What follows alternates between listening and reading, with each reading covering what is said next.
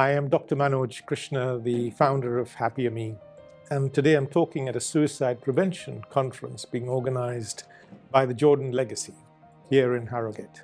Our key message is that we need to work upstream to prevent suicides long before the point of crisis.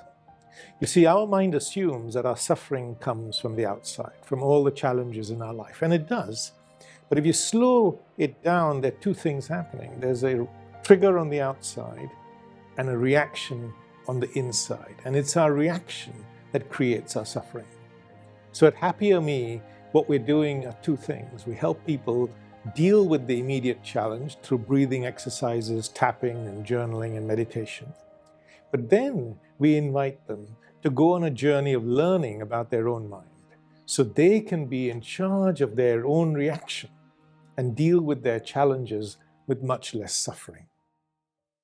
Dr. Manoj Krishna, as it says on the slide here, is a former spinal surgeon. But his journey is going to be really interesting and something I'm going to talk to him about, what chose him to leave a 20-year-plus career and found the Human Wisdom Foundation, write the book that he's written, and create an app that is, in my view, very unique in the marketplace. There are many apps around well-being and mental health. Many of them are excellent apps. But sometimes I think you need something that goes a little deeper than maybe the quick fix that some of the apps provide. And we're going to have a conversation about that today. So the format's a little different. I'm going to talk to Manoj here and welcome Dr. Manoj Krishna to the stage.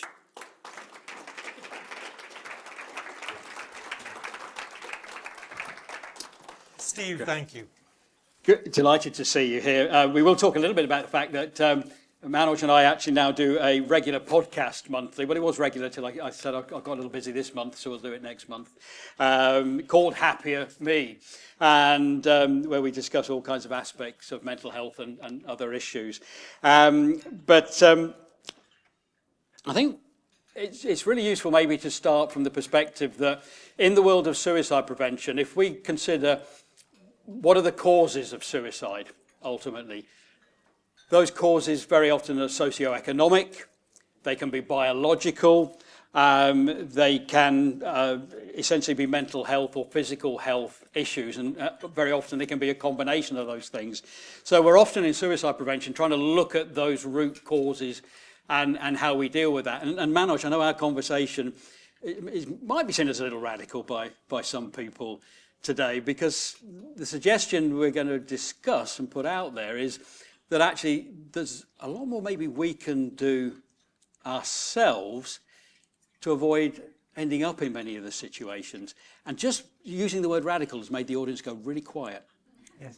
I think we've got to begin with compassion for ourselves, for those who are suffering, and realize that at the end of the day, we're all the same human being. And suicide is at the end of a person's suffering. But there's so much suffering before that in all our lives in this room now that we can prevent and we can do something about, Steve. And that's what we're going to talk about. How to prevent suffering and how to empower ourselves with the tools to overcome it more easily. I think it's going to be a really interesting conversation. I kind of want to go back to something I mentioned right at the beginning, and that was the fact that you had obviously a highly successful career as a spinal surgeon.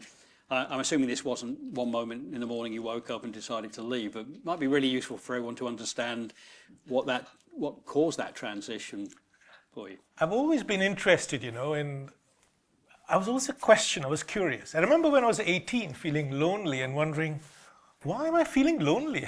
I've got surrounded by friends and family. What's going on? So I've always been curious as to what's happening in myself. But the eureka moment came when I realized one day after a long day in surgery that so much of my suffering came not from the outside, but from the automatic way my mind was reacting to everything in the world. And once I saw that, everything changed. I became curious, what's going on in my mind to make me feel this way? And I'm going to tell you some stories which illustrate that. And that really started me on this journey. And I realized the more I learned about what's happening in my own mind, the more free I became, the more in charge I became of dealing with challenges. You know how they say that the challenges are going to keep on coming, but our suffering is optional. And the suffering comes from the automatic way our mind reacts to things. And the more we learn, the more we can be in charge of that reaction. It's really simple, Steve. A lot of people might say, are you talking about self-awareness? Is this what Yes, we're we're talking about self-awareness. And you see, no one in this room will know or knows how your mind will react to the storms of life until they arrive. Right? We just don't know. So the wise person prepares for those storms. I was speaking at a school with sixth formers about something like this, and a girl at the back got up and ran out of the room. And I asked the teacher what happened. I said, maybe I'd said something to upset. She said, no. She broke up with her boyfriend the year before, and he didn't know what to do. And I'm sure this story is familiar to everyone in this room, and he took his own life. My anesthetist, who anesthetized for me for 20 years, he had a patient who complained against him. He was suspended from work, pending an investigation. 3 small children took his life. So we don't know how our mind will respond to the storms of life until they arrive. But each of us today, now, can begin preparing. So what is it in your view we have? I mean, is this about investing more in our mental health before we reach these crises? Absolutely. And, your point about Desmond Tutu, right? Mm-hmm. Such a beautiful line. I want to go upstream to find out why people are falling in the river. So how do we approach that then? Okay. Because here we are at a suicide prevention conference. We know the numbers of suicides. People are reaching states of entrapment and despair and hopelessness. And there might be some people saying, well, if it's as easy as just being more self-aware, surely we wouldn't have so many suicides. But I'm assuming it's not that easy. You know, if you take the piano, is learning a piano easy? Definitely not for me. Learning how to swim, easy. No skill in life is easy, but if you apply yourself, every skill can be learned, right? But this is something, imagine all through our education, we're taught about the world around us, but not ourselves. We know so much about maths and science and geography and all of that, but we don't know how to deal with stress or anxiety or depression, or how to have relationships with conflict, or how to deal with loss. It's not taught. So it's no wonder that all the problems that begin in our thinking, we don't have an answer for. For everything else, there's a technical solution. So we've got a big job to do here, because we've got a society, certainly in the UK, where more than 80% of people experience some form of anxiety disorder, from PTSD to OCD. We heard from Ollie and others. So there's a massive job. But where do we start with this? It begins very simply. Think of a 2-year-old, all right? You give them something to play with. Do you see their curiosity? How curious they are? They're never bored. They're always curious. They'll take a flower and they'll look at it from all sorts of different directions. We need to begin with simplicity, like we were children, with curiosity. What's going on in my mind to make me feel this way? So let me tell you a story. So I'm talking to kids and I take out my phone and I say, how does social media make you feel? By the way, these are 13-year-olds, okay? So my other bit of the story, Steve, is when I left medicine, I didn't have a plan. I started working with children, and I did that for 5 years. And it's their wisdom that inspired me to start this project. So this is a story from that time. So how does this make you feel? So these kids said, well, I hate my body. I hate everybody else. I feel less than others, envious. I get angry with myself. 10-year-olds in schools are stopping eating now because they want to, get thinner. All of that. You know all this stuff. I said, how come this thing is making you feel all that? Your parents can't get you to wash the dishes without an argument, but suddenly this thing can stop you eating, for example. What's going on? All silence. But a good teacher just sits and draws things out. The root word of education, educere, is to draw out. It's not to put in. So you keep on just drawing out. What's going on? You just hold the question, see? We're so busy looking for answers, Steve, we've forgotten the value of a question. And eventually they'll tell you, my mind's comparing all the time. I said, are you aware that that's what your mind is doing? They said, no, we're not. Right? So it's your mind comparing all the time that's creating all your suffering around social media, comparing yourself and, all that. It's not.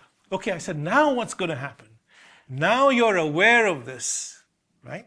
We're not saying comparison is bad. It's absolutely essential for life. But now you're aware that your mind's comparing. You weren't aware before. That's what self-awareness is. How would your life change, my question to them, if you only compared yourself with others when it served you? Right? So, Steve, you're a great piano player. Please teach me how to play the piano. I'm definitely not. Whatever. Yeah. Or Steve's got a great house. I'd say, much bigger than mine. I said, well done, Steve. I'm not, that whole envy is gone. And this still makes my hair stand on end. A girl right at the back, Afro-Caribbean hair, she had quiet all the way through. And I said, how would your life change? She said, I would be free. This is a 13-year-old, and this is in a 45-minute conversation. Imagine if we could bring this understanding all through education. This is a massive challenge for us, isn't it? Because I think in a world where social media has taken over, we are all comparing, but young people particularly are comparing all the time. Yes. So again, I suppose the challenge I suppose to put over is to say, are people not aware of these comparisons? Your suggestion was that they are aware. No. The kids, most people are not aware what their mind is doing to them. That's what I'm trying to get at, you see. For example, we get stressed, all right? So traffic jam's a good example. We're all going to be in a traffic jam when we leave. Some of us are going to be stressed and some not. Why is that? Each one of us will believe it's the traffic jam that's creating our stress. But you see, there are two things happening. There's a trigger on the outside and there's a reaction on the inside. And it's the reaction that's creating my stress. Substitute traffic jam for anything you like. Once I see that, it's my reaction that's creating my own suffering. Then I take ownership. I become curious. What's going on? Why is my mind reacting like this and Steve's isn't, for example? Then I might learn, actually, it's my conditioning. All my past influences, which have been stored in my brain, which I'm not aware of, which have formed my opinions, my beliefs, my nationality, my religion, all my past trauma that I've carried all my life. And my reactions coming from that. Once I see stress is just the difference between how things are and how I want them to be, right? And it's an automatic reaction. Here's a question for you. Now you've shared this, got a lot of very educated people in the room here. How many of them you think when they get stuck in that traffic jam are going to think, I'll just question what's going on here? Or are they still going to get cross? What do you think? Well, it's up to them. But the key is to be curious. You see what I mean? We can't help that. Somebody said earlier, we can't help that reaction, but we can then be curious. What's going on? What can I learn? And the more we learn about our own mind, which, by the way, is the same as your mind and all of us. Not only can we manage this better, but we also have greater compassion for each other because we're the same human being underneath, It's not an African heart and an American heart and a Ukrainian and Russian heart. It's just a heart, right? So similarly, we're all the same human being underneath. And from that deeper understanding comes this compassion. I want to come back to something you said before when you said we can't help our reaction. I think that's interesting because many of us probably think we should be bigger than that, we should be better than that. What is it about us that means we can't help that reaction? It's the way our mind is wired. So it's all the conditioning you refer to. It's wired to protect us, you see. The mind comes from thousands or millions of years ago, predators around, etc. So we needed it to be reactive. But now it doesn't serve us. And so with training, with breathing exercises and tapping and journaling and meditation, you can train your mind to be more calm, to be less reactive. But even if it is reactive, you learn. Like, what's going on in my relationship to keep that same pattern of conflict repeating itself? Do you know what I mean? Have you noticed in all our relationships how the same arguments repeat themselves? But if we pause and ask, what can I learn? Then I realize, maybe my expectation, you know. Good. So our mind is very much the architect of our responses then? Yes. Our mind is the architect of our own suffering. In most cases, not someone's hitting you on the head, that's different. But that's really a hard truth to swallow, because our mind is wired to assume suffering comes from the outside, right? From the traffic jam, from how you're talking, from how you're dressed and how you're eating and what you've told me and what you've called me and the boss who didn't say, well done, Manoj, and whatever it might be, see? But the beauty of that, of seeing that clearly, is I can do something about it myself. I don't have to wait for the world to change, see, for my suffering to end. Do you understand? And by the way, it's not an instant journey. It's a journey. It takes work, like playing the piano. But any skill you set your mind to, you can learn. And you can learn this skill, right, Steve? We've been talking about it for months now. We have, and you know, I think we've reached an interesting point in the conversation where I think most people are, and I say, okay, so we recognise it's our minds that is the architect that's creating these responses. How do we explore and cope and deal with that to respond in a different way? You mentioned about getting curious. Yes. That's one thing. How do we really apply that in practice? So there are 3 steps to inquiry. We call it inquiry because it's about learning, right? So one is to notice what's happening. So say I'm angry with you. And then the second step is the hardest step, which is to take ownership of that anger. So it's not caused by you. It might be triggered by you, but actually there's no blame. So I suspend judgment. So it's not your fault, my fault, anybody's fault. I'm just learning. So I take ownership. Something's happening in me that's making me angry. And the third step is to ask a question. What is that? What is that thing in me that's making me react in that way? And if I might learn so many things. I might learn I have an expectation. For example, my wife should do all the cooking. Why do I have that expectation? Because my mom did all the cooking. And I grew up conditioned to think women should do the cooking. See what I mean? So my expectation's creating my own anger. Then I can be curious. Where does that expectation come from? It's from my conditioning. So the more I learn, the next time, the same trigger isn't going to create the same reaction. Do you see what I mean? So the learning is the key. And all of us here can do that learning. So my passion is to bring this learning to everyone. It's not according to me, by the way.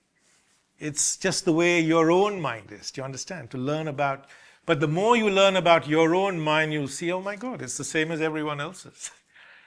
And so we will start healing some of the divisions in our world and make the world more peaceful, I think, Steve. So this is all about exploring how we view the world and how we respond and getting curious. You talked about providing ourselves with the tools, so everyone can leave here now and go back to their toolbox in the garage and rifle through. Oh, I can't find these tools. What do I do? Because I think what you're saying makes a lot of sense. The challenge is, why aren't more people doing this? Why do you think more people are not recognising what's creating these thought processes, why they're responding? Have the tools just not been available till now? Or? Yeah, it's an interesting question. Look at education, you know. When we started 500 years ago, there were no books. You just have to go to Grasmere, to Wordsworth School. There were no books. You had to memorize everything. But 400 years later, we're still teaching kids to memorize. Whereas now on AI, everything is instant. When I talk to kids and I say, do you think this should be taught in school? And they say it's more important than what we're learning right now. And this is coming from the kids? From children. Yeah. So I've got 3 10-year-olds in a video. I'll just tell you a quick story. So I say, your friend next to you gets more marks in maths than you. Tell me what you feel. She said, I hate my friend because I think she's showing off. I hate myself because I think I'm no good. And I hate the subject because I think, why should I bother? And the teachers are in the room. I said, do you know this is what your kids are thinking? And they have no idea. No idea. And yet, our whole education system is built on comparison. So a few people feel successful and everyone else is supposed to be a failure. I mean, it's just ridiculous. I suppose we see that in Ofsted, don't we, from a teaching perspective and a school perspective. We see it through exams and academia. It's all set up to compete. So I gave a talk like this to 800 kids in a school. And a girl came to me at lunchtime and she said the most beautiful thing. And she said, I loved your talk. I said, what was it about it that you liked? She said, I thought I wasn't intelligent. But now I realize it's about the person that I am. You see, intelligence is about the human being that you are, not about your grades and bank balance and all the rest of it, put together. And then these kids leave school with this beautiful feeling, oh, I'm really intelligent, I can do anything. And then they go out and compare themselves again on social media later. So, really, obviously, the theme of today's conference is around suicide prevention. We can't skirt around that theme and why we're all here today. I'm just wondering if you've got kind of examples in terms of how having a deeper understanding of ourselves can prevent self-harm and suicide. Yes. I mean, the numbers, as you know, are staggering. 22% of teenagers, 20% of adults think of suicide. And it's don't forget the number. Just imagine the suffering for a second. You know what I mean? And for every person whose number is recorded, there's another person where it's not recorded. 1/3 of people will suffer domestic abuse in their lifetime. 1/3. This is the WHO. It's not made up by anyone else. All this is preventable, And we just need to focus on this journey. So, okay, you're at a moment of crisis. You have lots of tools to regulate your nervous system right there. Tapping, simple. Breathing exercises. Journaling, get it out of your head onto a piece of paper. Meditation. But like all these skills, right? You're in a storm, you're thrown in at the deep end, you're going to drown. But if you've learned to swim before, you can get through the storms of life. That's the key, see? So all of us, and I include myself in that. I have my own meditation practice. We prepare ourselves and learn and grow as human beings. Inner journeys, inner growth. I think that's the key, Steve. Absolutely. Now, one of the reasons why we've come together and we're working together and the podcast is that your development through the Human Wisdom Foundation recognised the need for a tool of some kind. And of course, that tool has become the HappierMe app. At the risk of this being a promotion for the app, I think it is important people are aware because in my experience, it is a very unique tool. As I mentioned, there are many apps out there. They might offer meditation. They might offer all kinds of immediate support of some kind. But I'm interested in the journey to developing HappierMe and what it is you believe you've created there that is unique and different in the marketplace. So I hate talking about myself and all this stuff, but what we're trying to do is first of all meet people where they are with their suffering. Whatever's happening, whatever name you give it doesn't matter. Bereavement, stress, anxiety, depression, loss, whatever.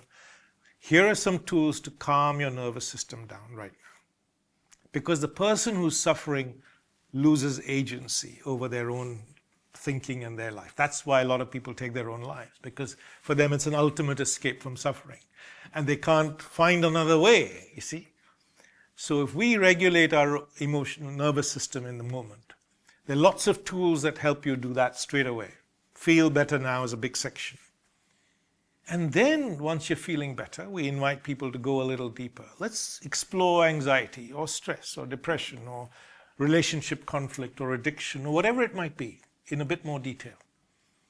And as you go deeper and you learn more and more, the more free you become. So we learn the art of inquiry. It's how to learn to look at ourselves. The first step is no judgment.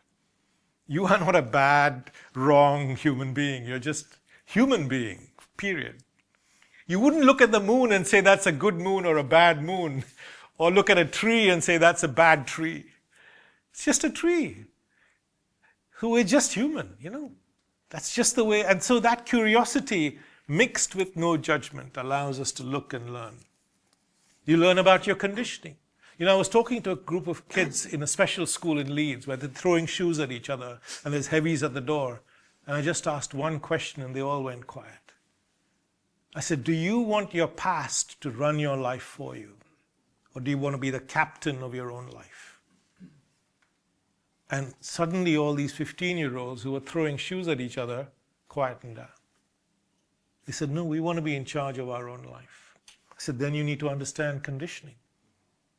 Because right now your past is running your life for us. It's running all our lives, by the way. Our conditioning, our past runs our life. But the moment you wake up to it, that's when you can be free. So this journey of learning about ourselves not only brings freedom from suffering, but it leads us to joy and peace.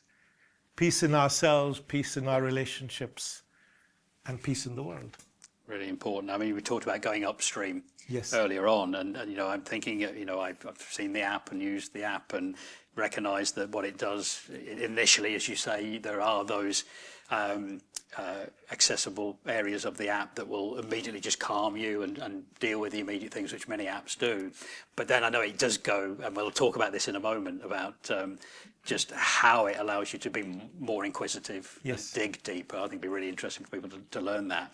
But one of the challenges I've got, a little bit playing devil's advocate here, we're living in a world now, it seems, of instant gratification. Yes. So someone comes to the app and goes, I'm really feeling stressed out, I don't want to feel stressed out, or I want to sleep, which is the sleep bit that helps me sleep right now. I haven't got time to be inquisitive. So how are you overcoming that? Yeah, challenge? I spoke to a neuroscientist, last week from Denver, and she said, Manoj, attention spans are 30 seconds. You've got 30 seconds. So we're creating ever shorter content. So we used to think 1 minute content was like really short, but now it's going down to 30 seconds. So we meet people wherever they are, whatever your need is. And then we say, hey, do you want to be free of your own suffering? Do you want to be in charge of your own life? And life is so short, right? Imagine we human beings, we suffer so much, and we lose this gift of life. It's not our fault. It's nobody's fault. It's just the way our mind is wired. My friend John, who's passed now, said something beautiful. He said, Manoj, this understanding is like walking into the room and putting a light on, but the light goes on in your own mind. So you can see clearly, you can drive without and pass all the obstacles and not crash into things and so on. And it's so simple because I've been working with 10-year-old children for 5 years and they get it like that in a heartbeat, What's the root cause of anxiety is just your imagination playing up. And so if kids can get it, we can too. Okay, so this is all about us really taking more control of our life, but Yes. through better understanding. Yes. I suppose if we think about the app now, I'm just going to throw something random in maybe a little bit, but I've got the app. My challenge is I have an addiction. Let's say it's an alcohol addiction or a gambling addiction at some point. I know inside I don't want to have that addiction anymore. Just take me through the steps that might help someone like that. All right. So I did this. By the way, the app is full of beautiful conversations I've had with experts from around the world. So there's one, for example, on addiction with Anna Donaghy. She was an alcoholic herself and is now recovered. So we were talking of the hidden drivers in our own. So the first step is we calm the mind down. Second is we're curious. What's going on in our mind that makes our mind slide into addiction? Right? We know it's a bad thing. It's a terrible thing, right, for all of us. But we can't stop ourselves. Why is that? Be curious. What's going on? And then there are three things happening once you're curious. First is we're escaping from suffering. Right? We can't cope with our own suffering. So we have to find ways to help people deal with that suffering. And we do. That's one. Second could be conditioning. I grew up, everyone in my family was drinking, I start drinking. Or my mates are over there taking drugs, having a great time. I don't want to feel left out. So I want to join. So that could be the second. Or I'm comparing. My mind is restless, constantly needing stimulation. You know, I see kids now, 8, 10 hours on the phone. And that's not... So on the train the other day, there was a kid who was watching a movie and then playing on their phone at the same time. Because one piece of stimulation is enough, we need more. But the more we learn, if we can find a way to end our own suffering, we can really heal our own pain. Right? And we can then nip addiction in the bud. So I'm going to throw something out there that might seem really radical, but I'd like you to just listen to it, take it home, and think about it in the shower the next morning. And this is a simple idea, which is, all our suffering is linked to thinking. Let me explain why. When you're asleep, in deep sleep, there's no suffering. You lost somebody, somebody's died, something terrible has happened, but when you're in deep sleep, there's no suffering. The moment you wake up, you start thinking, there's suffering again. Anxiety comes back. Oh, if you're in the middle of anxiety, you're watching a beautiful football match for 45 minutes, there's no anxiety. So once we see clearly that a lot of our suffering, I won't say all of it, comes from the way our mind is thinking. If you can meet suffering without thinking, your suffering can end right there. So I did this little experiment with these kids in Northumberland University. I showed them a picture of a rose, right? And I said, what's that? Just look at that and tell me what you're thinking.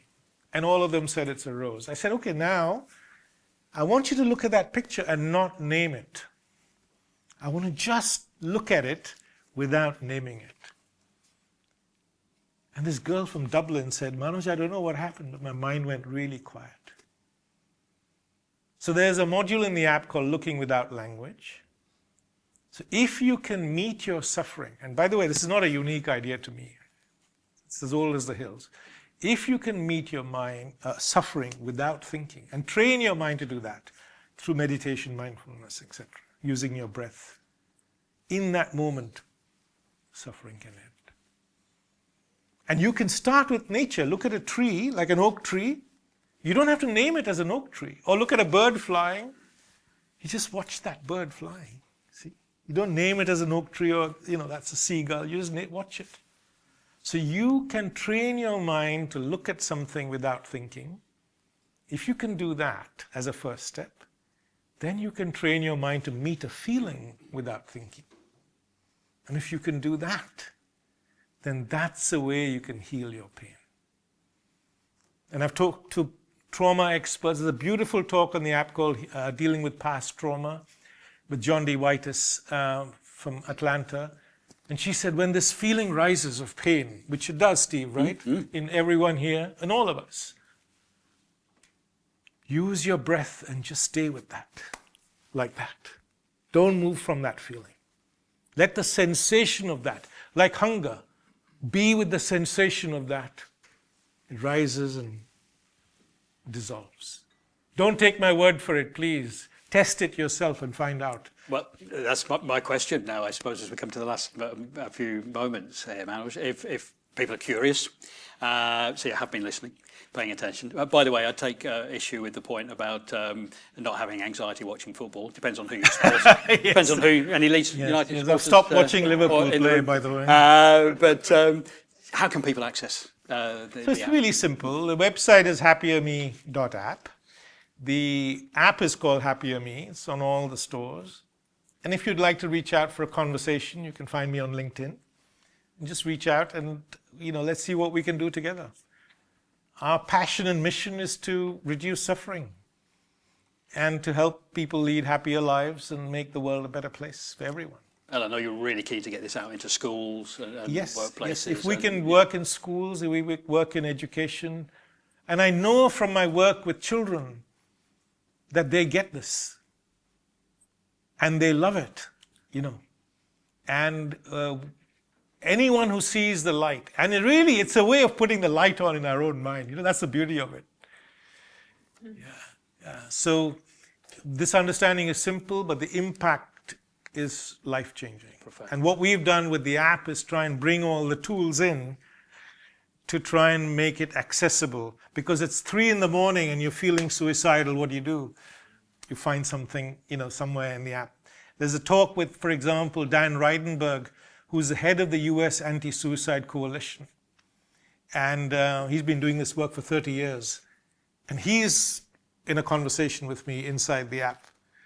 And he says the first thing for him, self-awareness is the key, because that then brings agency. Do you know what I mean? Suddenly you become in charge of your own life and your own mind and, all of those things, right? So that's the 2 things. And I'd love to work with wherever we can find a way of, sharing this. Manoj, I was really keen that we had this conversation late in the day, because it's so important that everyone leaves with some hope that it isn't just about being reliant on others. There is so much we can do ourselves, or help our children do as well. But I just want to thank you for coming on today. And please just give it up for Dr. Manoj Krishna. Thank you.